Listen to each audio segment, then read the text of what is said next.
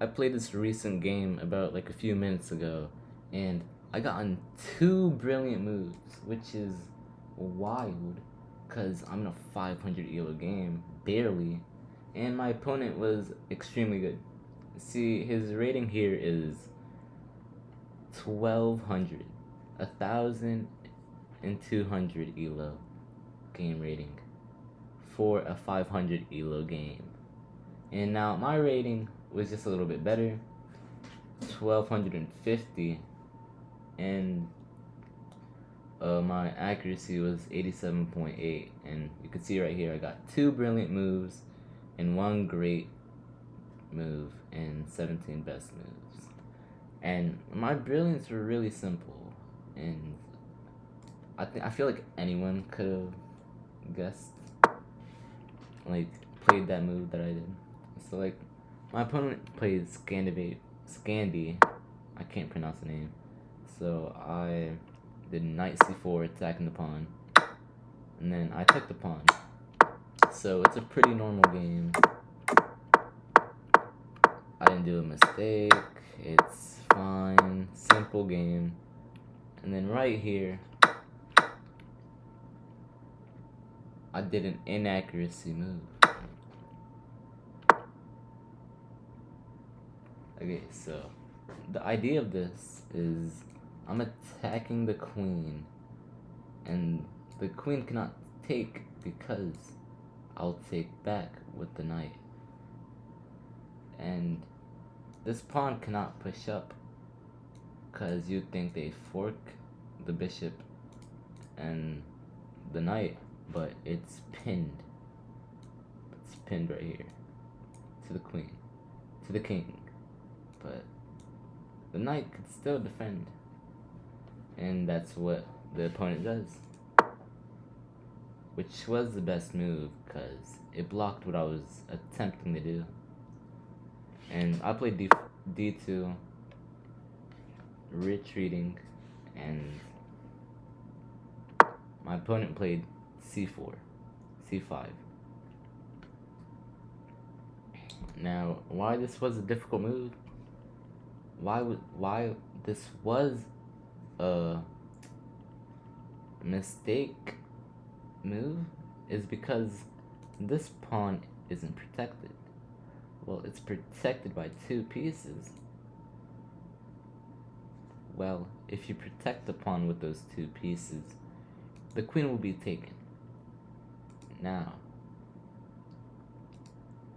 let's say I sacrifice the knight.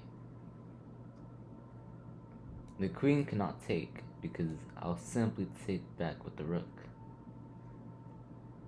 And the knight cannot take because I'll take the queen.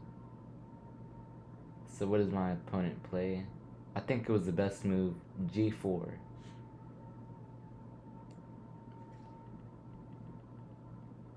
What?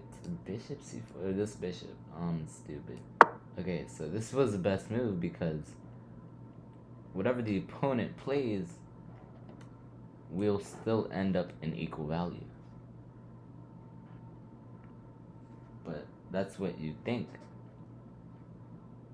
And I take the bishop, leading to another brilliant move.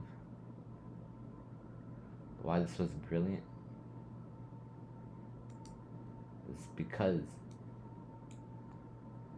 the knight could take the queen, which is the best move, but this leaves the queen open, and we're simply winning the game from here on out.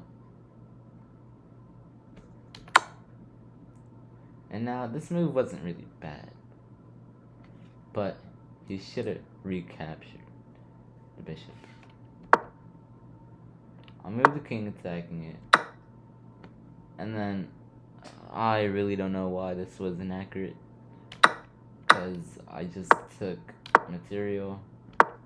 Okay, the idea of this was I move it out the way because if the rook takes the bishop, the opponent will be down a rook.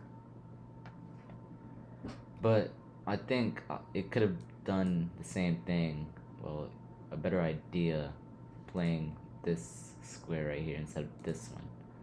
Well, the reason I played that one was because it had a pawn on it, and I just simply thought that I could just take. And now he pushes the bishop over here, and I attack the bishop. And he puts the knife in this. He puts the bishop in a safer square. And what I should have done is just push the rook over here. And if the rook was over here, the knight would have barely any squares to escape at. Except, wait, no, not that one either. That would have been the only square that the bishop wouldn't recapture, but I decided to play e4 because I still wanted to keep the pressure on this square, e7. And our opponent plays h6, and the game goes on, and over here he decides to capture the bishop, but this leaves the rook wide open. I take the rook, and our opponent plays g5, with the bishop attacking the rook. And now what I do is take the pawn. And I don't know why the opponent couldn't take back, but he played e8. See, taking back was the best move. Well, I played a8, threatening checkmate. And I think the best move was to play king f8, which that's what our opponent does. Because if we take the rook, the king could just take back and would have been checkmate. But I'd still be in a winning position, and that's exactly what I do. And I push the pawn up to a8. I push the rook up to a8. And the game goes on from there. And now this move is childish because I could just simply take back. And then our opponent decides to play the inaccurate move, bishop f2, capturing the knight. And now, what I didn't know is that it was a mate in 6. What I did know that it was a mate in any other move, and I decided to promote this to a queen. And now I'm still on the path to checkmate, but I decided to play toxic.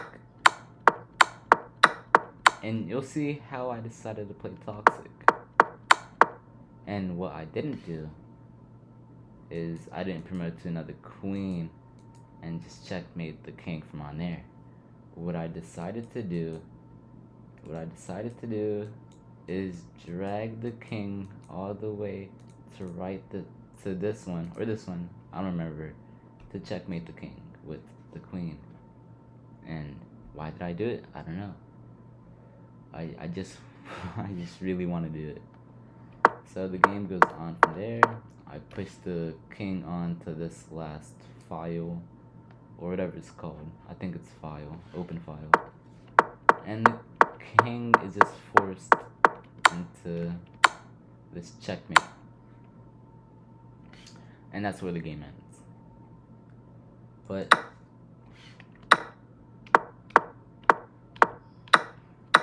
I was really at 1.7 the entire game until our opponent played pawn c5, not defending the undefended pawn. And right after that, I took a long time, not really long, I took like maybe 40 seconds to make this brilliant move. Brilliant! Knight captures e4, and look, queen can't capture because that's a free open queen. and we'll be up with material from there on out. And later win the game. And the knight couldn't take. I think that's inaccuracy. No, it's a good move. Because we'd still take the bishop. And the game could go on out. But our opponent played the best move was bishop to g4, attacking our queen. Because the idea of this was,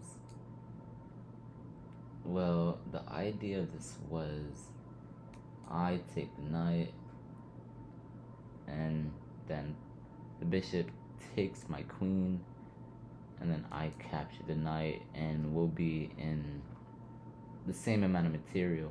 But what I've done was the brilliant queen captures, and then the knight could take, and then I'd take the great move, bishop captures e7, and then what our opponent doesn't play is recapturing back.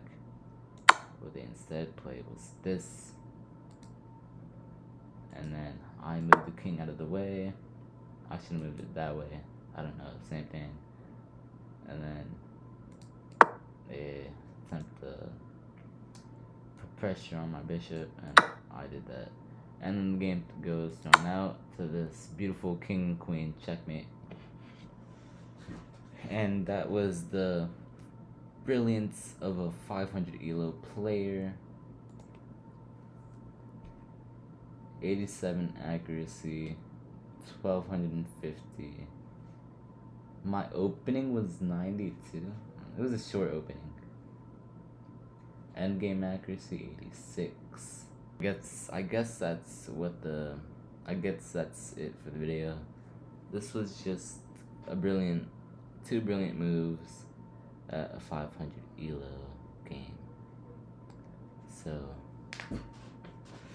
I don't know, maybe I'm the next Magnus, maybe, or Hikaru. No, Hikaru has too much aura, so I think that's gonna be the outro of this video, and that concludes it. So I hope to post the next one.